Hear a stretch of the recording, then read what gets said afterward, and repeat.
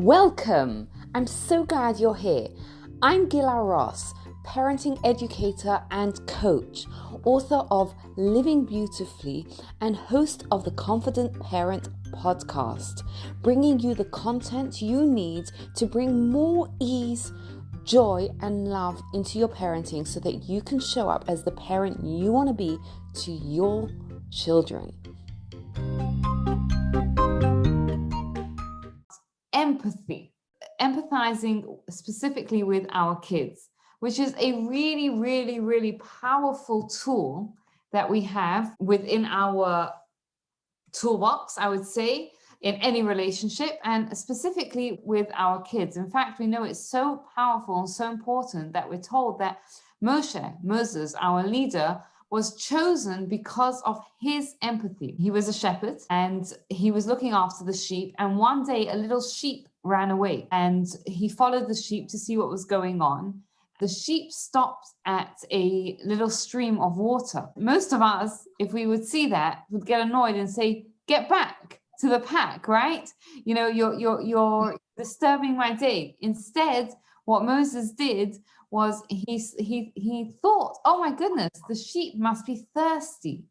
And now that the sheep has gone all the way to the stream, it must be tired too." So he picked up this little sheep and he carried it back to the rest of the sheep because he had empathy for his for the sheep. And this was one of the character traits that God saw in Moses, and as a result of that, God chose him to be the leader. And we see that he had the same character trait when he was growing up in Pharaoh's palace, in the palace of the Egyptian king.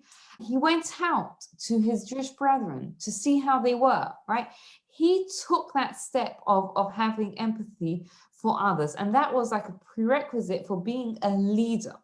And we, as the leaders, as the parents to our children, have to have that character trait of empathy as well. Let me ask you a question. What can stand in the way of having empathy? Any thoughts? Think about your day, think about your kids. Being busy.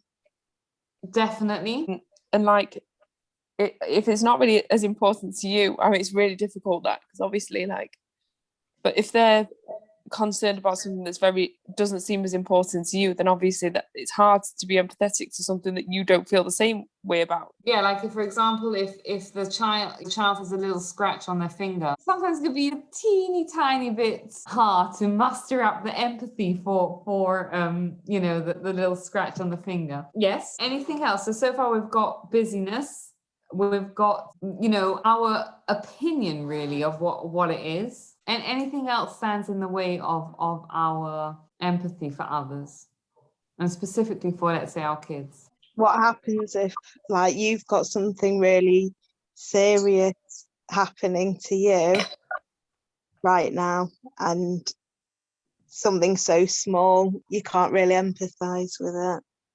Yeah, we're distracted, right? Whether we're distracted by busyness or we're distracted by our own personal stresses. I want to share with you what the Altar of Kelm says. Give me a minute to explain it, because the first time you're going to hear it, you might think, "Oh my goodness, that sounds weird. That doesn't sound right." But let me explain it. And he says, the most important condition for successful community service, right, which means like service for other people, is, and he says, distance from self-love. Now, what does he mean by that? Because we know that he's not talking about self-denigration, right? Because we know that a prerequisite for loving others is loving ourselves. For example, there's a well-known mitzvah that that you should love the other as yourself, right? Which means that we have to love other people, but the foundation for that is that we have to love ourselves too. So what does he mean that we have to distance ourselves from self-love? Obviously, he's not talking about self-denigration and putting ourselves down, because that's a really bad place to be. Because when a person puts themselves down, that ends up spilling into putting others down as well, because we don't want to feel like I'm the only no good person in a world of great people. So we end up putting others down. So obviously, a person has to have a healthy sense of self. But what he means is a distance from our ego, right?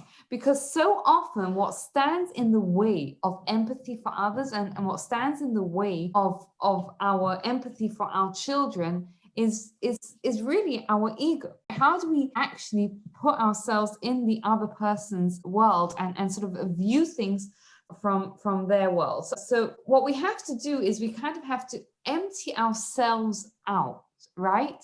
And let the other person in. And what's fascinating is chesed, which means kindness, comes from the word to have mercy, mercy, right? And what the mercy that we feel for ourselves, we have to extend to others. So how do we do that? So for example, let's say we're stressed, or let's say we're busy, or let's say we're tired, and our child comes to us with that little scratch on their finger and they're like, look at my fat finger, it's scratched, it's hurting. And, you know, our brain is probably thinking like, I'm so tired, or I've got so much to do, or I just can't deal with this right now. And what we have to do is we kind of have to take ourselves out of it and actually think to ourselves, wow, you know, like look at the child, look at the face, sort of try and figure out and imagine what they are feeling. Okay, so the more we can kind of see ourselves out, if you get what I mean by that, then the more we'll be able to enter their inner world and be able to see inside their inner world. Does that make sense so far? What's interesting is that when we're told to love others as we love ourselves, the phrase ends, because I am your God. Now, what's that got to do with it? Like, what's the fact that we have to love others got to do with the fact that there is a God? But there is a very, very powerful connection between them. And that is because when we remove our ego from the picture, and when we realize that there is a God that created us, and God wants us in this world, and God has a mission for us, then we realize that we are worthy of love.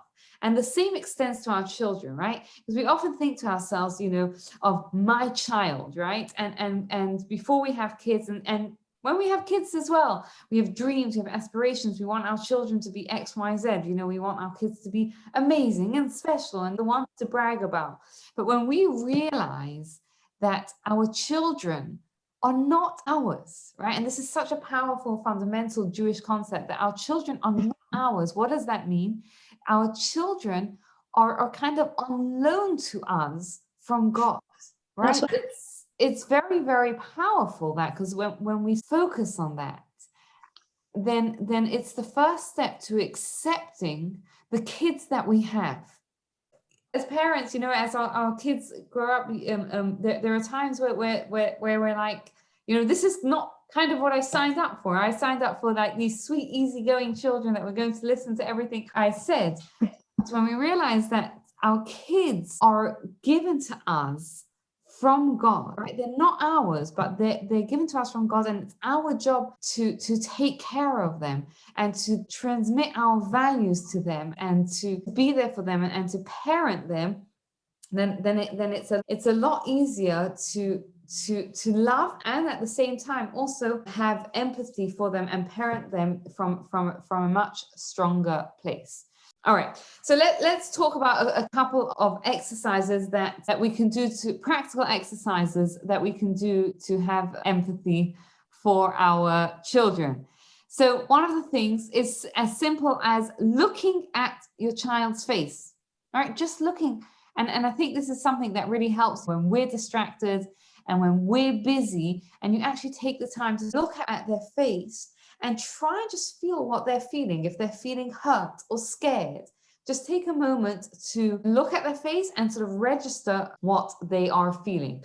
And if we can't do that, we can ask them, how are they, right? Ask them how they're feeling, right? If they're complaining to you about the scratch, you can say to them, how are you feeling? And then try to feel that feeling. I heard a story, not related to children, but just an exercise in empathy. And that is Rabbi Victor Miller, who was a rabbi who lived fairly recently in America, would say that whenever he heard an ambulance driving by, right, he would take a moment and say a psalm, right? Say a prayer for the person who was in the ambulance. And besides, obviously, for the fact that it's a beautiful thing to do for someone who is not well, is to pray for them. It's an exercise in taking a moment and actually feeling for the person who is having to ride in that ambulance. Okay, so there's a couple of exercises to help us develop our empathy and our empathy for our children. Thank you so much for taking the time to listen. I'd love to hear your thoughts, your feedback, your questions for future episodes. And please take a moment, think about someone else who might benefit from this and forward it on to them. If you enjoyed this podcast, you'll love my book, Living Beautifully, for more insights on how to bring meaning, joy, love into your life based on timeless Jewish wisdom. Thank you. Have a wonderful day, and please take a moment to rate, review, and subscribe to the podcast so you don't miss out.